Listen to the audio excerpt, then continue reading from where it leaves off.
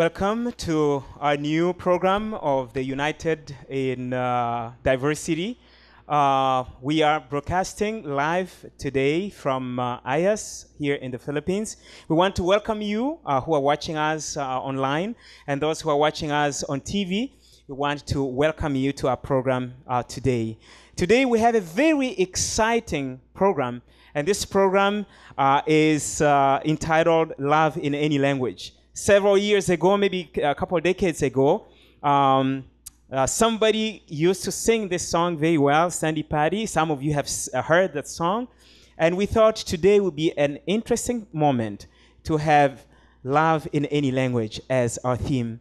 As we start the program today, we have a few announcements. First of all, we want to let you know that starting today, April 1, 2017, we are starting to go live with our program. So every first Saturday of every month, we are live here from IAS. So please check us out whenever you can. We will be also airing this program on our IAS TV channel starting this evening or tomorrow. And we will also have our programs running on IAS YouTube channel. So if you missed any of the programs, you can actually check those programs online.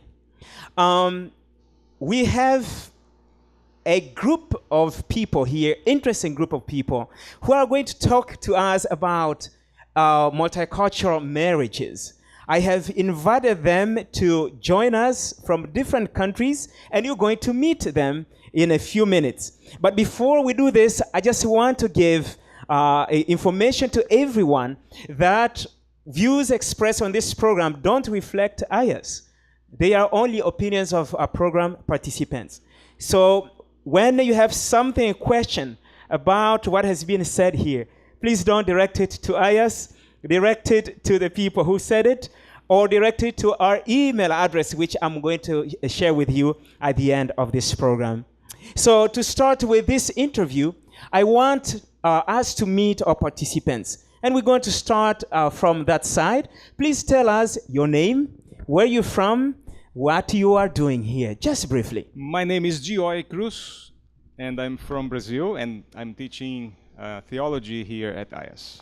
Very good. I know your wife is not from Brazil. Can you tell us where she's from? Yes, she is from my neighbor country, Argentina. And she'll be here in a few minutes. Very good, very good. Welcome. Welcome to our program, Dr. Joy. Yeah, nice to see you here. My name is Yaroslav. I'm from Ukraine originally, and I'm doing here my PhD in education. Very good. Welcome, Yaroslav. For the first time, I heard a different pronunciation of your name. Can you say it one more time, please? Yaroslav.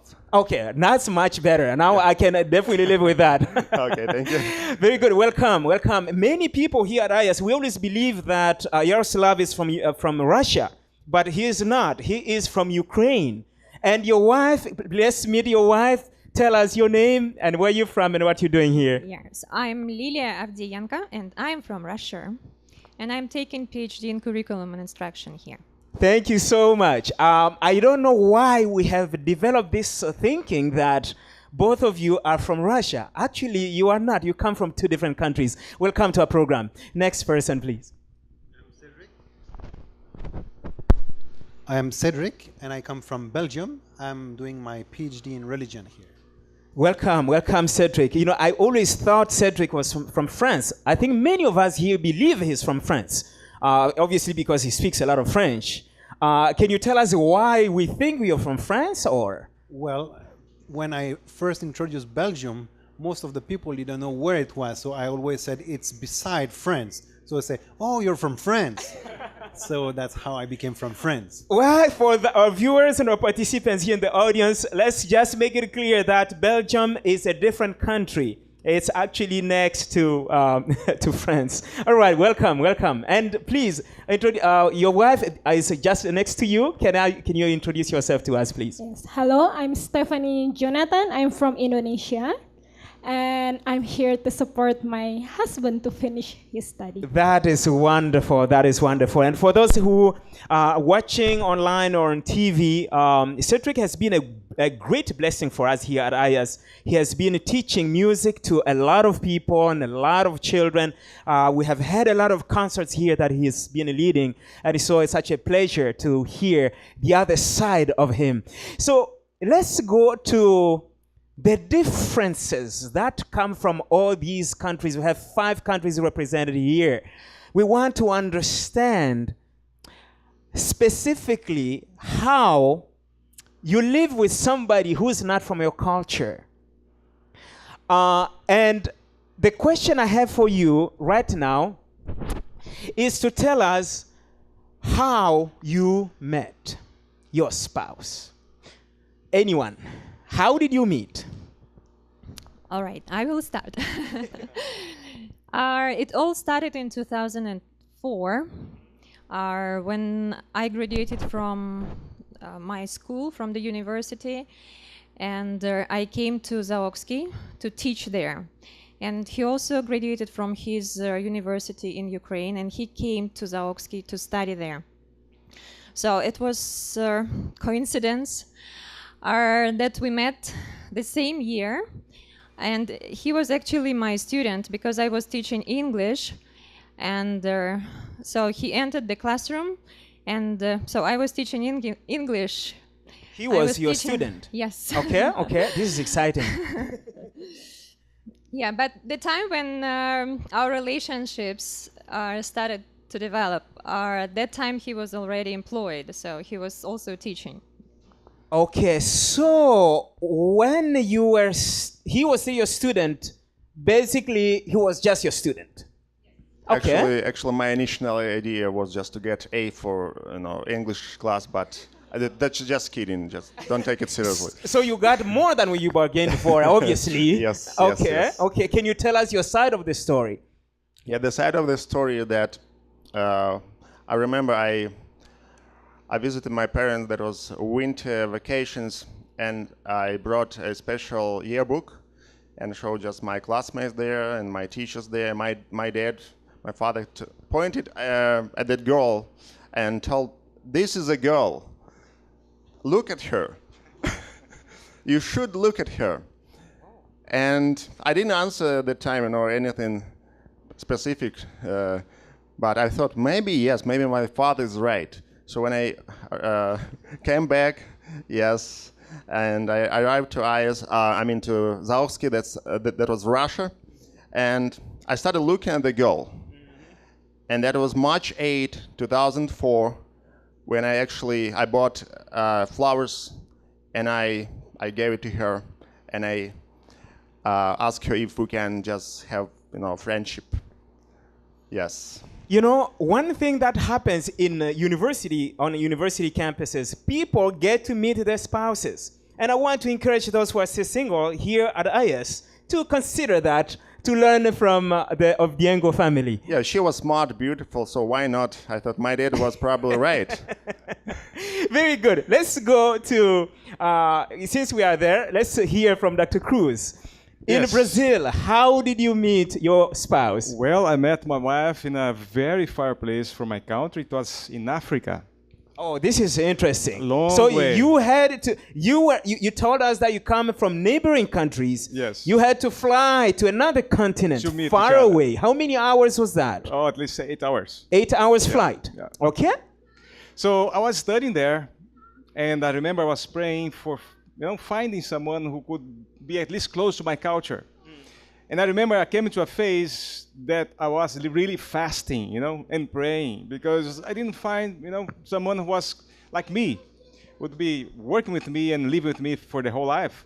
And there was then news in the bulletin of the university, Heidelberg College, saying that there were some South American girls arriving. And I said, that's my answer. That's God answering my prayer. And then there was a batch of 3 girls coming, and I looked at them and said, no, Lord, please, you must improve this. Yeah. And I heard there was a second batch of girls, and the second batch, there was one among those that I looked, and I didn't see her face. And I said, that's the one. Oh. She was walking, and then we start talking, introduced, and 1 month later we are dating officially, and 2 years later married. So she went there to study English as well. I was graduating in theology, and we are together for 20 years now. Wow, Yeah. wow, wow. Again, another story that started through studies. I think there's a trend happening here. Let's see if we can get the same message from a Latino family. Okay. The first time we met, it's here in the Philippines, but our story began far from Indonesia. Can you remind us again? You're from Indonesia and he is from Belgium, and you met in the Philippines. Yes. Oh, this is interesting. Please tell us more. Okay. So my brother actually was his colleague. So they were teaching together in AUP in music department. So that's how we know and we met. But it didn't start yet, the story.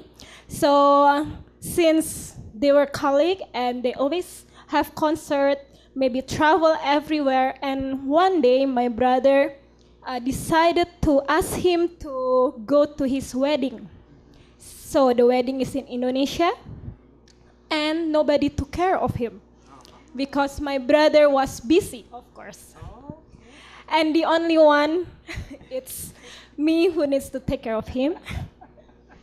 So that's how the story began. So we know each other, we start the relationship there. Wow, that's very, very beautiful. Very beautiful. Let's go to another question here. What fear did you have at first when you met your spouse, or when that idea crossed your mind? She might be my wife, or he might be my husband. What fear did you have? I know this is a common thing when you are into intercultural marriages. You don't know what to expect. At least that was the truth about me. We don't know what to expect. So there's this fear. What were you afraid of, if ever you were afraid? Okay, start. I think my greatest fear, and somehow I still have it, is that people would misunderstand our relationship. Particularly in the Philippines, many people look at white people coming here and having an easy time with Asians, and I was very scared that some people might think like that. Even some friends might think, oh, he went into a cheap relationship. And well, how did you overcome that? Well, I think through years, when your friends are respecting your wife, when your family is also telling they love and they appreciate your wife, then the fear is gone. But sometimes you can see that people still think things like this, but not close friends. So no fear with the friends anymore. I don't think you had any fear at all, Yaroslav. After all, you're a Ukrainian man, right? Actually, I had fear, because when you marry, you have fear. Because there's something unexpected coming into your life, something like invaders, and you don't know what to do then, after the first night, the whole life is ahead of you. So, as you mentioned, Ukraine and Russia, they had a relationship before even intermarriages, and Ukraine and Russia, they have a deep common history. Like the roots is in the ancient times, Kievska Rus, when there was just one nation. And that's why people in Ukraine and Russia, they are very similar, but still they are different. And I didn't have that kind of fear that what people would think about me if they see me with my girlfriend, say. But the fear was what people would think my classmate if they see me together with my teacher. That was a fear, actually, because that was not normal, If I was technically a student and she was technically a teacher, and they did, like, not normal. It's not regular, So that was kind of fear. But then I became a teacher also, and fear disappeared, yes. But my parents, they encourage our relationship because, as I mentioned before, my dad, when the first sight, he was happy about that girl. She told, look at her eyes. The eyes are so bright and open, and I see this is a good girl. So from my side, my parents, they didn't discourage me, yeah. But her mom actually, she was encouraging her to look at me at the same time. That was a funny story. Okay, I'll just give a microphone to you that you can tell it. Okay. All right. What fear did you have about Yaroslav? So as he mentioned, his father pointed at my picture in the yearbook, at the university yearbook. And from my side... Let me ask, did he meet you before that? No. So in different countries, different families, so different people. So he was just looking through the album, and he pointed, so this must be a good girl. So this is what he told later. And from my side, I also had my mom, who noticed him first. So when he came into the university, yes, she noticed him, and that was after he came to the university. Yes. Okay. Yes. So when he appeared there, she noticed him, and she started giving me this, drops. Hints. Yeah, okay. Like, hey, look at this guy. He's smart. And you say, Mom, that's my student. Actually, I had very negative attitude towards him because he was very different, in comparison with other students. In my microphone, I was like a freak, I tell you. Yeah, so I had a special, my hairstyle was like, I was kind of Russian pastor, Ukrainian pastor hairstyle. So it's not Elvis Presley, but something like that. Yeah, she didn't like that at all. And I was wearing suit all the time. Even, I didn't change my suit. Once we went out for the field trip somewhere, and I was bringing my Greek book, textbook, a Greek language, ancient Greek, biblical Greek.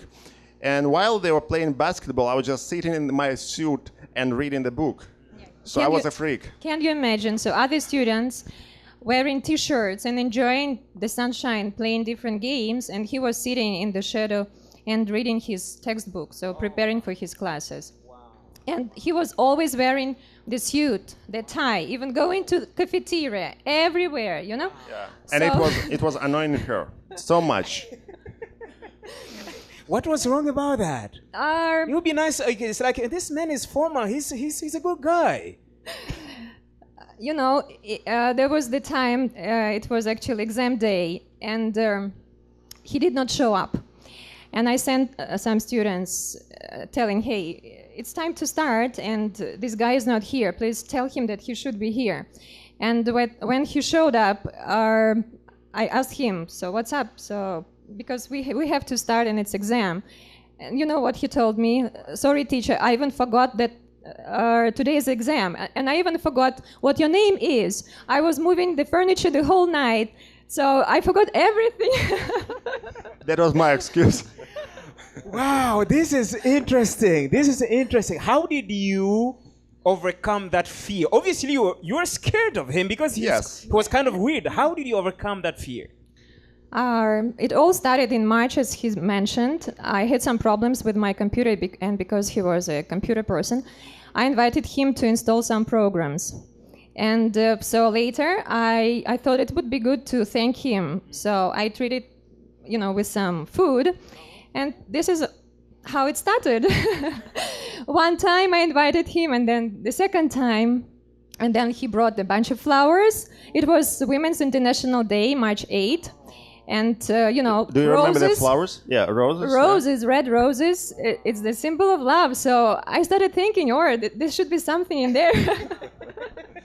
That's a good to be and a I'm computer sure guy. When you told your mom, she said, just keep going. Yeah, and because it's springtime, the snow is melting, so my heart also started melting. All right. Praise God for that. Let's go to Dr. Cruz. Yes. What was your fear, and how do you overcome that? I was not very afraid when I met her. In fact, the reason is because I was in Argentina before meeting my wife. I studied in Argentina for 1 year. But you never met her. but I never there. met her there.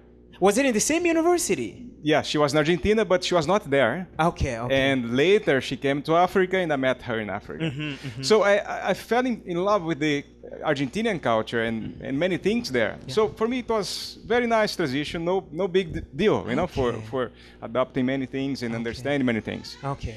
But for her, it would be complicated. So I was afraid for her, not for me. Okay. So I promised her that we would never marry if she didn't live in my country before we made a commitment for marrying. Oh, wow. So she went to Brazil. We are still dating. We are engaged, and she lived there for a few months, at least 4 or 5 months.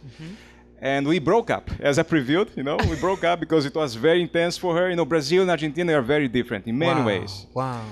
And well, we realized later that we should continue, you know, with tolerance and learning from each other. And we, you know, came together again. Yes. We made the dates for our wedding, you know. Yes. And we married later. Wow. Now, for me, it was easier, not so easy, but, you know, less difficult. I was not so afraid because my great-grandfather was a Portuguese. And he married a lady from Madrid, Spain. Wow. And both went to Brazil. Oh. So I have some of those, you know, Yes. two cultures yes. together with my grandmother, my grandfather, my mother, you know. Okay. Some of the words they speak, some traditions, food, and things like this. So for me, it was not so complicated. For her, yes. Very good. I see that your wife is in the audience, and we're going to invite her to join us here Yes. at front so that she can tell us the other side of the story. But while she comes, I just want to let everyone know in the audience that when you are planning on intercultural marriage, it is always important to get to learn the culture of your future spouse. As you have seen from everyone who has participated here, they have had time where they go to the other person's country and they get to learn about our culture. Don't think even once that you will just, oh, I just love him, I just love her, and that's it. Everything else doesn't matter. No, he will come with his culture.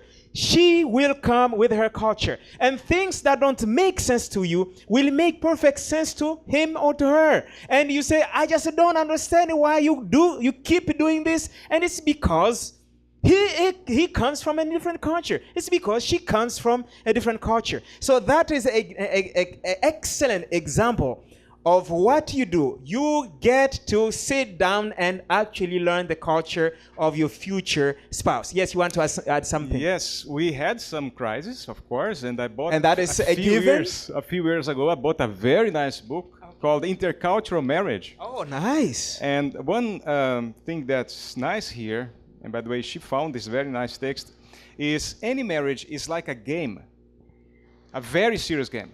But intercultural marriage is more complicated because each partner comes equipped with a different set of rules, different values, habits, and viewpoints, ways of relating to others, and strategies for negotiating differences. Yes. So it's a challenge. It's a constant challenge. And you have to find the middle ground. I think all of us who are seated here will agree with that.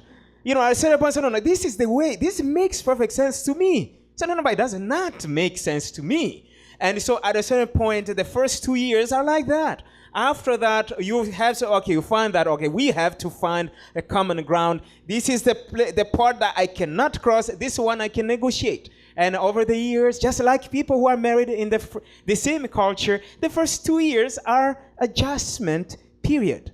I just want to go to Mrs. Cruz, and I want to go back to something that he just said, that when he went to Brazil, to his country, after some time, he just felt like, nah, I'm not marrying a Brazilian. Can you tell us what were your challenges trying to learn his culture, which led to thinking that maybe I will not marry him? Everybody's asked me, you are married with Brazilian guy, because one Argentinian never with Brazilian. Oh, really? The conflict of the football, soccer, and everything that you think. And said, well, now we are married some years, and you have our fruits, Guido and Juliana. Is correct. We can do something together. Maybe we have the difference. And you asked me now, what is the difficult in Brazil for me? Sometimes it's the spontaneous Brazilian way. Argentina is like more European, like it's not like polite and formal and something like this. And Brazilian is like a carnival, you know.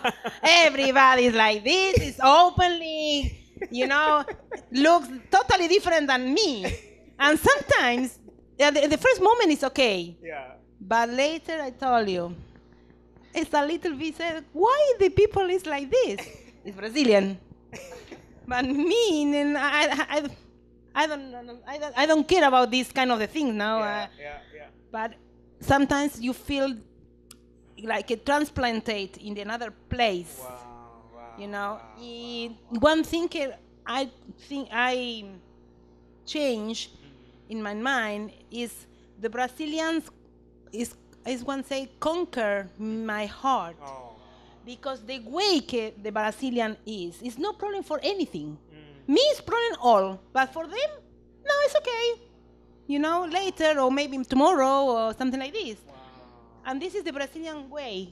When you find Brazilians, you can see the group is Brazilian. Wow. Because it's coming, you know. They'll be dancing. Yes, samba, the way it's like this. All the time is happy. Maybe the things is wrong. Every positive, every is, you know, like this. I'm now going to ask Dr. Joy to start dancing. You know, I think he has learned from you to be very proper. But I think we agree here in the audience and those watching us online that maybe we should plan to visit Brazil. But let's go to another question. What is great about bicultural marriages? What is it that you have found in your spouse that you think if you had married somebody from your culture or your country, you wouldn't have gotten? Let's hear from Mrs. Lachinal. Well, for me, it's very interesting because it's more complex first. We know that. That is true. It's more complex. Of course, more effort. We need to adjust each other. And to learn something new from other culture also it's interesting. So for example, just little things like for me, Indonesian, we eat with fork and spoon, things like that. But with them, they don't need spoon. They usually fork and knife.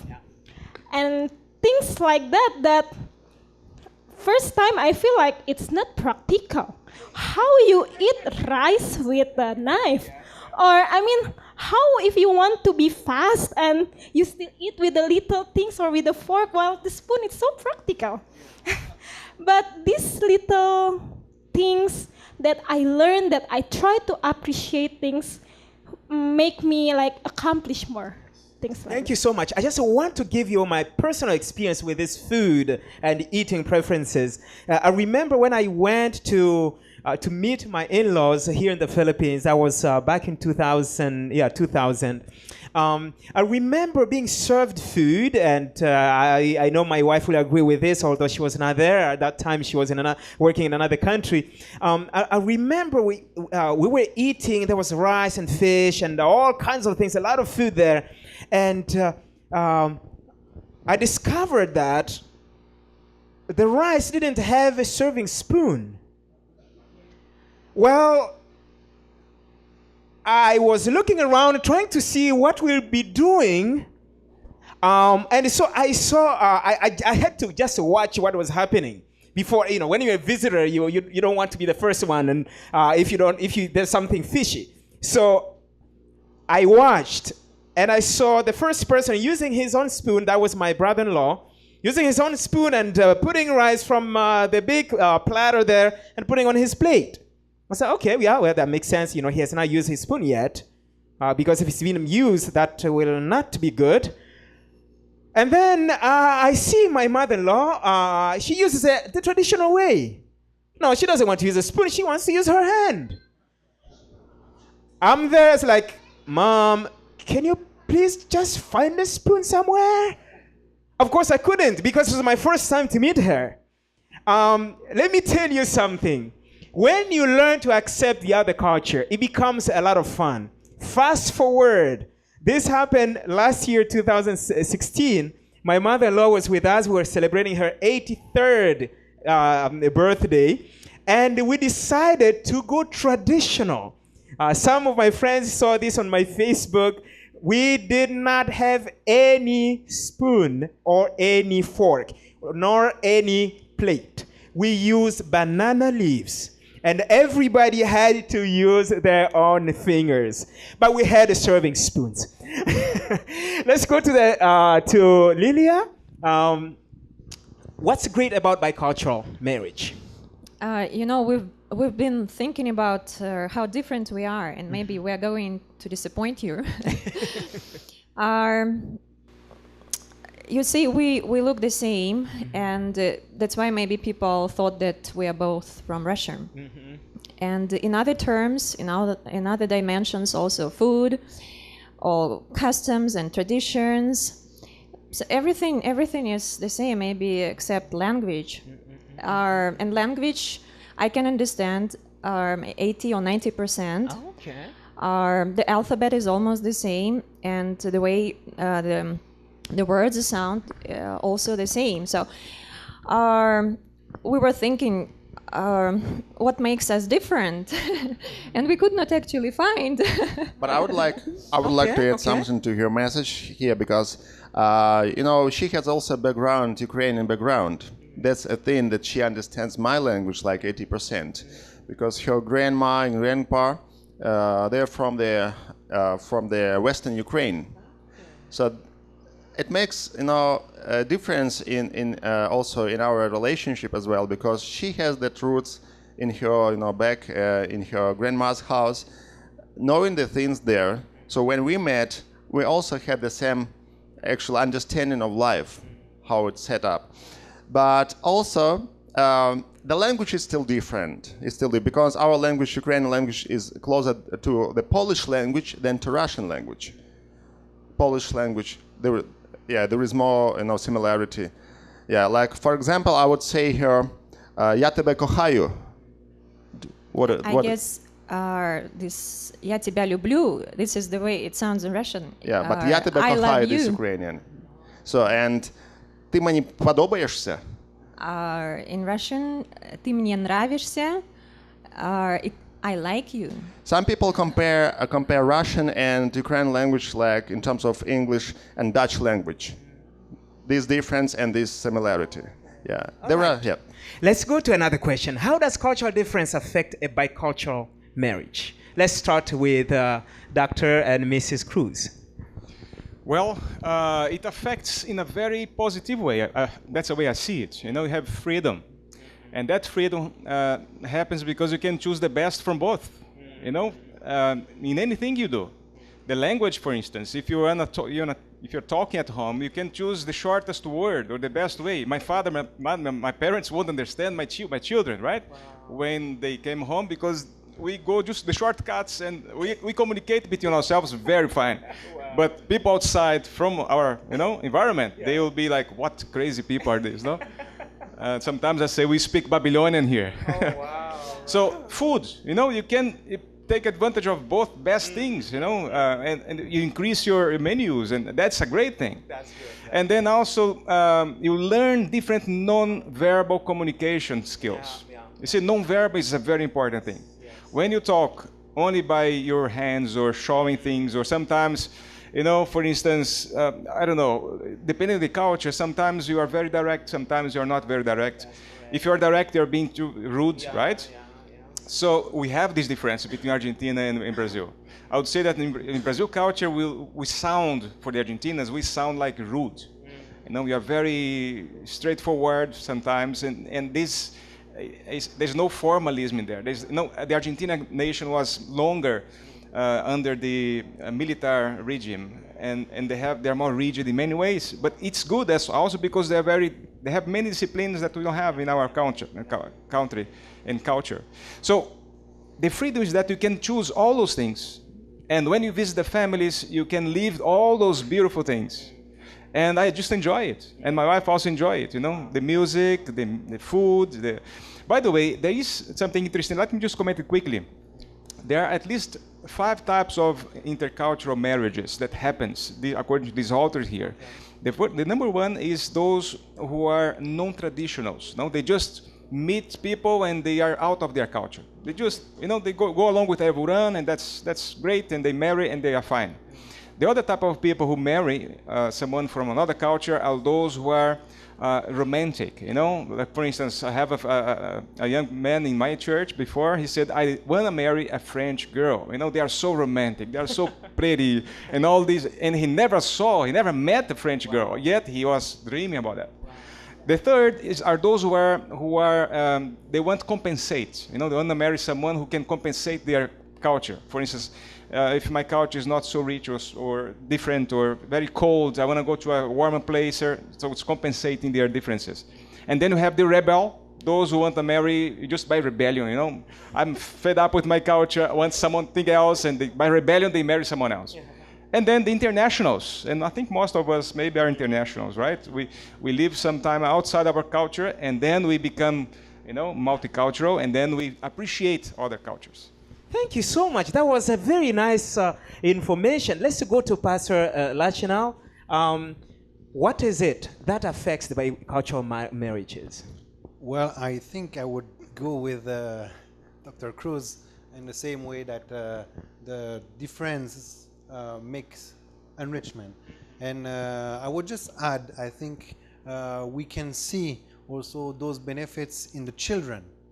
And when you see the children and the mixed children, they are learning 1, 2, 3 languages, and they are learning more differences. And this is something I observed, which makes also the thing different, and it affects, but the pride of having those children. Thank you so much. I remember my biology professor telling us in high school, and this was way before I ever thought I would have intercultural marriage. And he told us in high school, if you marry somebody who's not from your ethnic group, your race, you have beautiful children. And I think many people have discovered that. Let's go to another question because our time is running. How can cultural difference issues be resolved effectively? I think we all agree that at a certain point you go through some waves because of the different cultures. I see Yaroslav is ready, and we're going to ask Mrs. Cruz to speak after that. Yeah. Actually, this question is one of the easiest questions, but at the same time, it's been resolved difficult, in the families, because the answer is by love. We can resolve any issue that is in the family. Like, for example, still there is a difference between Russians and Ukrainians in terms of Ukrainians, they are more open like Brazilians. So we can just, our soul is very wide, and we can, we want to talk, from heart to heart. I want to talk about everything. But when I try to approach my wife talking about everything to solve any problems, she was like more diplomatic. So this is how Russians behave in more diplomatic way. It's better to hide something inside it to talk. It's better to be like introvert than extrovert. But Ukraine, they are different people, so they want to talk about anything to solve all the problems in the world. Yeah. So and that causes some tensions because when you have one mindset and your wife has another mindset, you have to resolve a problem.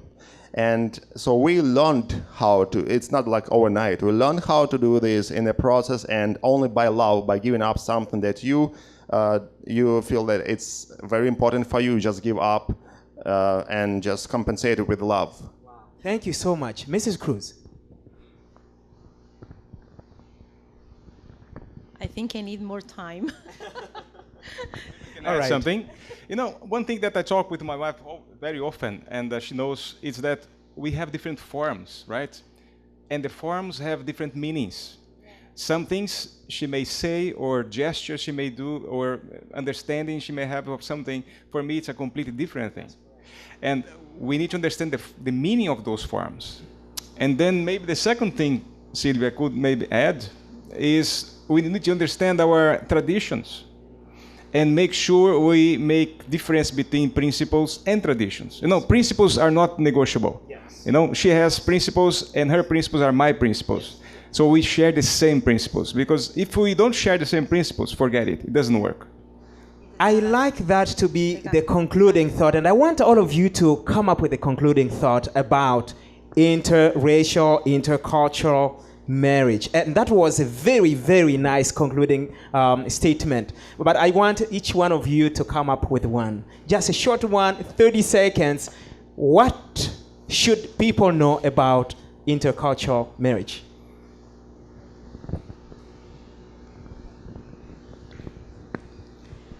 Well, I think for me, the most important also is how we communicate, how we really communicate each other to learn to understand, and how we can make a new culture. It's not my culture, it's not your culture, but our culture. So I think this is the one can help us to resolve also in each intercultural marriage. Thank you so much. Thank you so much. I think we should, in intercultural marriage, be humble enough to not want to have our own culture dominate the other culture or impose our view, but be humble and say, well, here I might learn from the other, and that's how we can change ourselves. Thank you so much. Our differences are beautiful, and these are like spices in food.